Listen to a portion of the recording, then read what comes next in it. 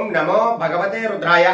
మహాశివరాత్రి, మాస శివరాత్రి చేసేటటువంటి అభిషేకాలు పరమేశ్వరుడికి ఎంతో ప్రీతిని కలిగిస్తూ ఉంటాయి.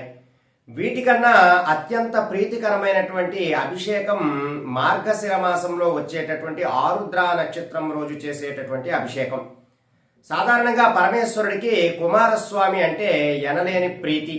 అయితే ఎవరైతే ఆరుద్ర నక్షత్రం రోజు మార్గశిర మాసంలో ఉన్నటువంటి ఆరుద్ర నక్షత్రం రోజు ఆ పరమేశ్వరుడికి అభిషేకాన్ని ప్రాతకాలాన్నే అంటే తెల్లవారుజామున 3 గంటల నుండి 6 గంటల మధ్యలో ఎవరైతే పరమేశ్వరుడికి అభిషేకం చేసుకుంటారో వారు ఆ కుమారస్వామి కన్నా ప్రీతిపాత్రులు అవుతారట.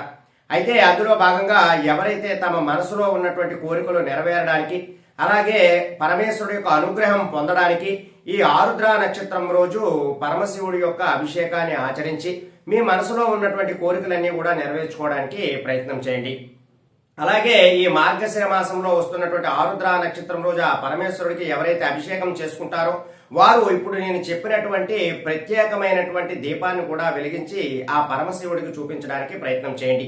ముందుగా ఒక పెద్ద మట్టి ప్రమిదలో గోధుమలను తీసుకుని దానిపైన మరొక మట్టి ప్రమిదను ఉంచి దానిలో నల్ల నువ్వుల నూనెను పోసి స్వామివారి అభిషేకం చేస్తున్నటువంటి సమయంలో ఆ దీపాన్ని వెలిగించినా సరే మీకున్నటువంటి అనారోగ్య సమస్యలన్నీ కూడా తొలగిపోవడం, ఆర్థిక పరమైనటువంటి సమస్యలన్నీ కూడా తొలగిపోవడము కూడా జరుగుతుంది. అలాగే భార్యాభర్తల మధ్య కూడా సన్నిహితం చాలా చక్కగా ఉంటుంది. కాబట్టి ఈ మార్గశిర మాసంలో ఉన్నటువంటి ఆరుద్ర నక్షత్రం రోజు స్వామివారికి పంచామృతములతో అభిషేకం చేసుకుని ఆ పరమశివుడి యొక్క అనుగ్రహం పొందడానికి ప్రయత్నం చేయండి.